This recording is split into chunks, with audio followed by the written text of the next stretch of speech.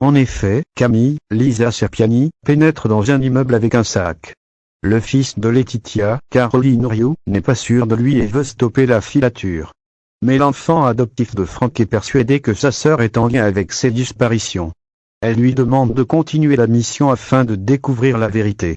Le fonctionnaire doute jusqu'à ce que l'ancien otage du tueur en série ressort de l'appartement avec une batte. Que cache Camille? Les deux amis auront leur réponse dans les jours à venir. En organisant des vacances surprises, Kevin, Théo Bertrand, va piéger son amoureuse en lui forçant à dire tout ce qu'elle sait. Elle va alors annoncer l'endroit où se dissimule le corps de César depuis toutes ces semaines. À la découverte de sa mort, Claude Rochat, Charles Schneider, s'évanouit. Baptiste suspecte Justine sur France 3 dans les prochains jours. Baptiste, brillant trésor, continue l'enquête autour des feux de forêt. Emma, Pauline Bression, a aperçu que Justine était proche d'Olivier Jourdan. Cette révélation fait vaciller le père de Mathie, qui se met à douter de son amante. La soldate du feu est de plus en plus secrète, mais avoue au fils adoptif de Gabriel qu'elle profite de cette rencontre pour avoir des infos sur les incendies criminels. Cette annonce ne le convainc pas.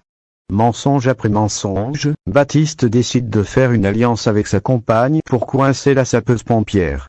Pendant leur planque, les deux tourtereaux se pardonnent leurs fautes passées. Mais ce rapprochement est stoppé par les achats de coquilles d'ormeaux de Justine. Mélie Cavélan serait-elle responsable des feux de forêt depuis le départ? La semaine dernière, le feuilleton a été attiré par 1,81 million de personnes entre 20h15 et 20h40 du 25 au 29 juillet 2022 sur France 3, soit 10,8% du public.